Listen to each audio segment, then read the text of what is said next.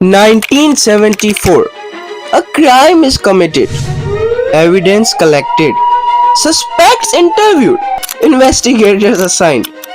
For the next 44 years, nothing. The best human investigators in the world, the most advanced forensic technologies available, decades of follow-up, dead ends, cold cases, 44 years of failure. Then in 2018, a team fed the evidence into an AI system. It took a few weeks.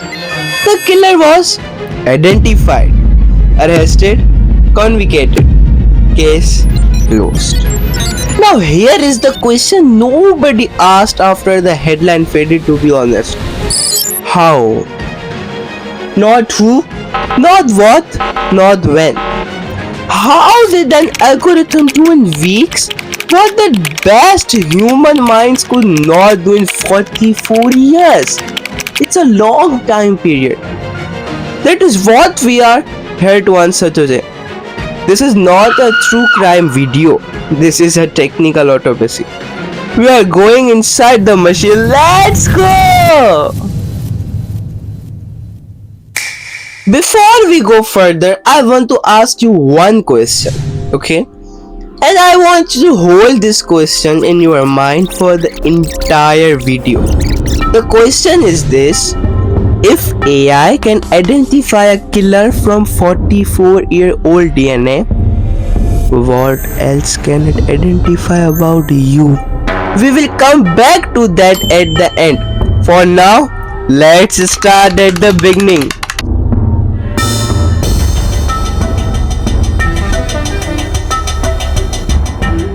The case. Quick review of the case so you understand the AI investigation better. California, 1974. A series of crime begins. The person behind them leaves almost no evidence. Police work on it for years. Decades pass. Nothing. The case gets nicknamed the Golden State Killer. 44 years, thousands of detectives, zero arrests. Until 2018, Parabon Nanolabs took the old DNA and fed it into an AI tool called GED-Match. GED-Match is a genealogy database. Millions of people had uploaded their own DNA to it, yes, just to find out where their family came from. AI scanned all of it. Within weeks, one name came out: Joseph James D'Angelo. Former police officer, arrested, sentenced, 44 years, over. That is the case. Because how this happened is the part that changed everything. So we have crime, we have 44 years of failure, we have old DNA. Because what happened next is not magic, it's mathematics. Especially three things: pattern recognition, probabilistic matching, and neural weight adjustment. Those three things working together did what no human brain could do alone. Let me explain each one simply.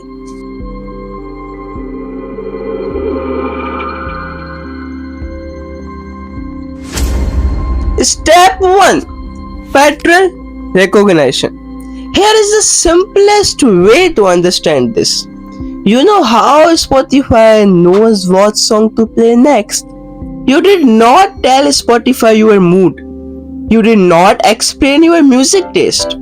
Spotify just looked at millions of patterns. People who listen to song A also listen to song B.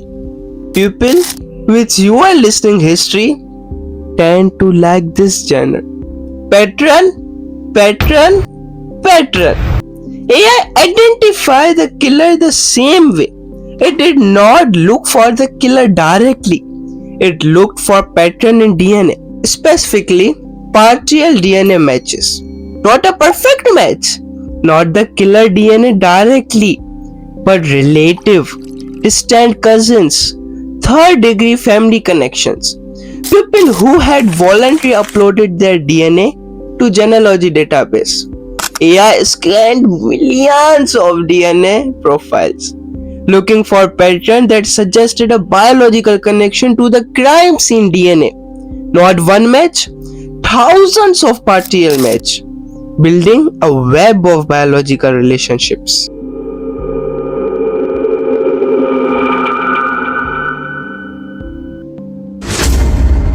Step 2. Probabilistic matching. Here is the analogy. Imagine you lost your phone. You do not know exactly where, but you know you were near a coffee shop. You were near a park. It was raining. You had been running. Each clue eliminates thousands of locations, right? The more clues you have, the smaller the search area becomes. Until you can narrow it down to one block, one street, one stop. AI did exactly this with the family tree. Once it had thousands of partial DNA matches, it started narrowing. Which relatives lived in California in the 1970s? Which were the right age? Which had a history connected to the crime location? Which matched the physical description from witness? Each filter eliminated thousands of people.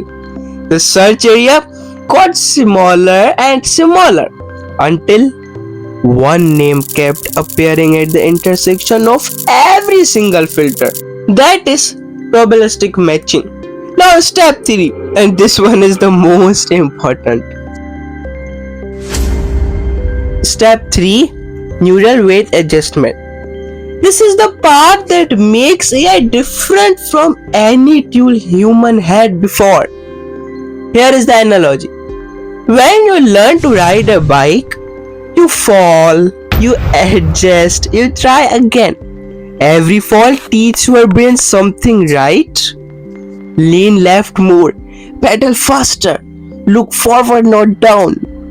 Your brain adjusts as internal settings automatically without you consciously doing anything. Neural weight adjustment is the same thing. Every time AI made a connection, in this case, it adjusted. If a connection turned out to be wrong, the weight of that type of connection got reduced. If a connection turned out to be right, the weight increased automatically, continuously, without stopping, getting more accurate with every single data point it processed. A human investigator process maybe hundreds of leads in a year. This AI processed millions of data adjustment in days. Okay, stop. I know what you are thinking right now. The crime is solved. D'Angelo is in prison. Case closed. You might be thinking, okay, what else is there? But here's the thing. The crime being solved is not the point of this video. The point is what this technology means for you right now, today. Because the same AI that identify a killer from 44-year-old DNA is the same AI being used for other things. Things that affect your daily life. And most people have no idea. Stay right there. This next part is the most important. The Golden State Killer case taught us 3 things about AI that matter for everyone. Number 1. AI does not need perfect information. It works with partial data, incomplete pictures, fragments, and it finds patterns humans cannot see. This means the small pieces of information you share online, your location, your searches, your conversation, individually means nothing, but together AI can build a complete picture of who you are. without ever having your name. Number 2, AI gets better the more data it has.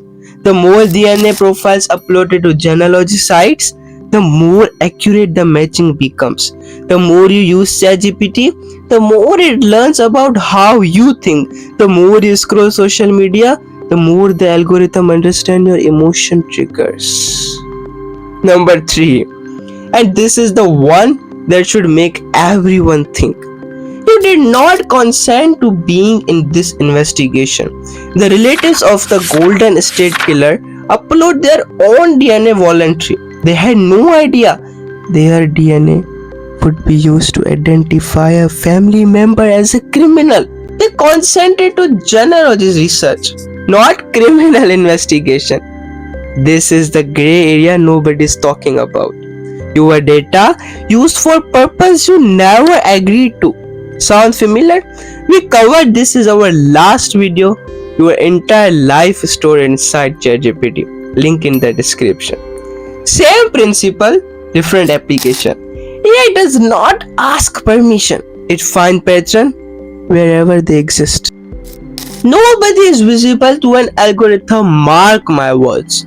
The Golden State Killer thought he had 44 years of safety. He was wrong. The only question left is who is looking at your pattern. If you want to see how deep this go, watch my deep dive on the hidden ChatGPT folder next. See you in the next classroom.